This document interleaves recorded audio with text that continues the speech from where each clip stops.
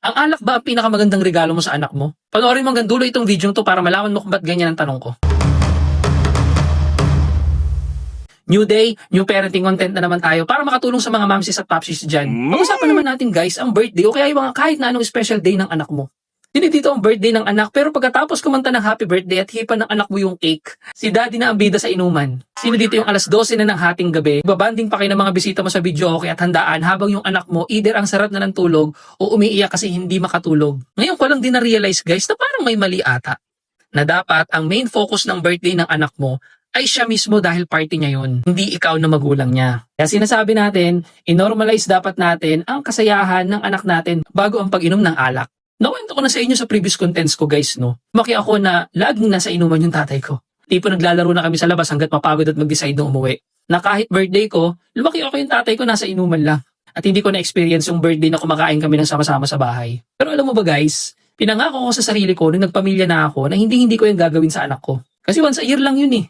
Na hindi ko ipagpapalit ang alaala ng anak ko sa isang bote ng alak. Kaya ngayon, kahit gusto ko mag-imbita ng mga close friends ko at mag-enjoy sa birthday ng anak ko o kahit na anong special event ng anak ko, nakafocus ako sa kung anong magpapasaya sa baby girl ko. Dito ko na-gets guys na ang birthday ng anak ay hindi lang party. Yan ay tungkol sa emotional development ng anak ko. Dapat hindi kami nagiinom kundi dapat yung party naka-design talaga yun para sa ikakasaya ng anak ko, not ng invited friends ko. Kasi pala guys, base sa research ko, nagkakaroon pala ng negative impact yan sa anak natin kapag inuna natin yung sarili natin.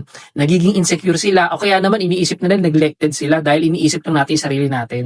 Dahil nakikipag-inuman tayo at tayo mismo yung parang may birthday. Tandaan natin guys, yung birthday ng anak mo, yan dapat ay isa sa mga pinakamasayang memory niya. Na dapat wag nating sirain ang memorable day niya. Na kapag birthday ng anak mo, kahit yung special event ng anak mo, dapat sober ka, active ka sa celebration niya. Yan kasi guys, yung magpapakita sa kanya na anak, ikaw ang pinaka-importante sa buhay ko at ang presensya mo ang pinakamahalagang regalo. Kaya ang lesson learned ko dito guys, no, sa birthday ng anak ko, siya dapat ang bida. Ito ang focus na acronym natin today para makatulong po sa inyo. FOCUS. First letter natin guys, full-time. Dapat full-time yung presence mo. Hindi lang sa pag-ihip ng kandila ng cake ng anak mo, dapat nandyan ka buong araw at active ka sa gusto niyang gawin. Second letter natin guys, no, O or only him or only her. Dapat siya lang ang bida guys. Tanungin mo siya kung ano yung magpapasaya sa kanya at ano yung gusto niya. Sundin natin kasi birthday niya eh. Hindi naman kailangan ng malaking celebration guys. Kahit kumain lang kayo sa labas, tas banding kayo sa park, naglalaro, nagtatakbuhan. Masaya na yung anak mo yan, sigurado ako kasi nakabanding mo eh. Next letter natin guys, letter C or control. Dapat mo-control natin talaga guys yung bisyo, di ba? Kung may inuman man, magpaalam ka muna, tiyakin mo na matatapos mo yung araw nang okay ka.